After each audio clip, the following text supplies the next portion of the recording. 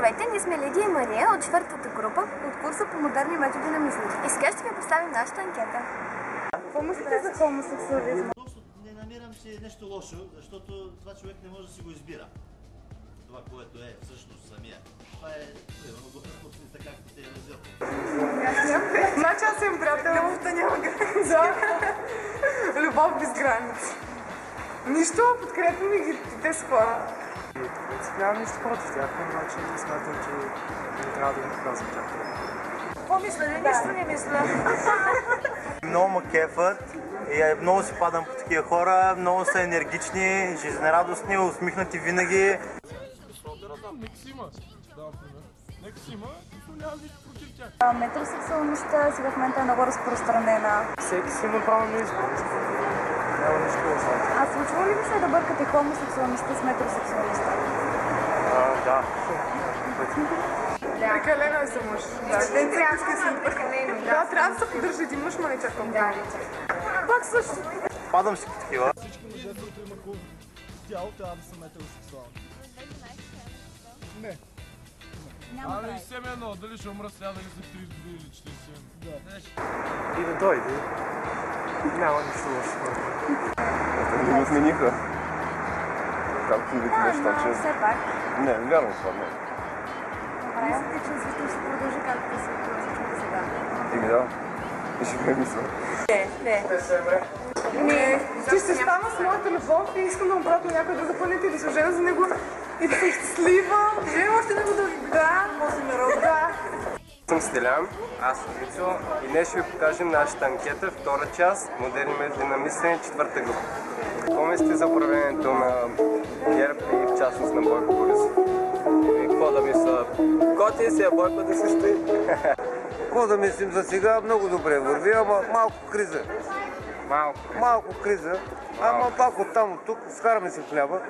Добър вечер. Ами да, това е един страхотен въпрос. Честно казано, аз не съм доволна нито от Бойко Борисов, нито от който и да е било. Кризата си продължава, всичко си върви зле, нищо хубаво не виждам, много добре. В Европейския съюз сме, ама какво е така? Много лично. Личността на Бойко Борисов вече надхвърля това значи единовластието. И това фактът е самият така проблем между него и министър, който махна тази човек. Как беше? На икономиката, да. Аз съм крайно недоволен от управлението на ГЕРБ и на Бойко Борисов, тъй като това е едно много крайно управление и 3 години слушаме само за грешките на старите правителства, всичко си е абсолютно също, строят се някакви псевдомагистрали, хората няма какво да карат по тях. Мнение също. Не съм доволна от управлението на Бойко Борисов, защото смятам, че държавата ни трябва да се управлява от бивша мутра, бивш гърдист, така че... Какво мислиш за чалгата? Чалгата супер едно. Супер чалга. Да. Харесвате? Много ми харесва. Аз съм античалга твърдо. Музикална музика. Едно от най-хубавите неща, които могат да се случи на България.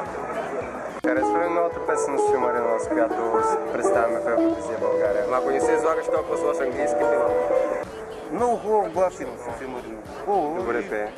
Много хубаво. Честно казано, много ми харесва, макар че знам, че е малко копия, прилича ми и на стил тези румънските песнички, сръбските хаосчета, такива едни, но въпреки това е много готинка, много е приятна. И знам, че София Маринова ще успее, тя ще успя ли всъщност. Песента е интересна, защото отчасти наистина показва действителността в България, но не е подходяща за Евровизия. Много яка песен. Луда. Кеф ме много. Любимата ми песен е любимата ми жена. Най-добрият представител на България, тъй като гласа е лазален и песента също е много добра. Мен днеска я слушах, трябва да ви кажа, че ми харесва. Много е хубава, за това, че някои се опитват да иронизират. Не ми говори добре това. София Маринова си пее момичето и няма значение какъв е нея происход и така нататък. Какво е мнението за неговата скандална визия? Какво е мнението? Аз не обичам меките, иначе да, хубаво пее, само хубаво пее, друго не. Пивача. Същия. Знам. Прави си момчето пиян, прави си бизнес да печели. Слушате ли го? Аз лично не, защото съм дърд вече. Но нека го прави. Супер, добре. Много ви благодарим. Друго има ли? Вие нямате въпроси. Вие с какво се занимавате вие вече? Чай сега аз да ви закача. Ужасно. Сега здесь не искам да говоря абсолютно нищо. Искахме да направим филм, обаче не стана. Това ще ви забавяваме с нашите глупости. Буквално.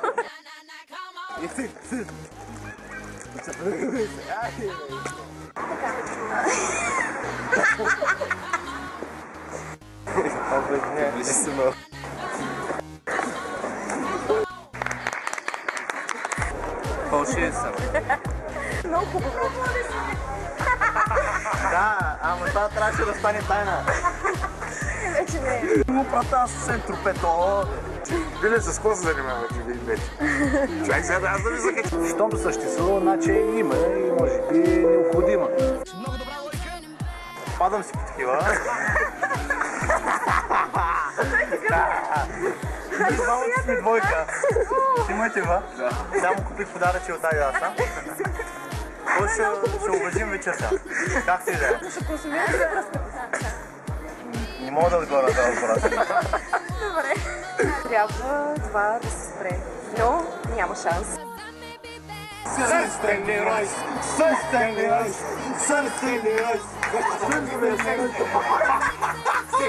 Сикс, маняк!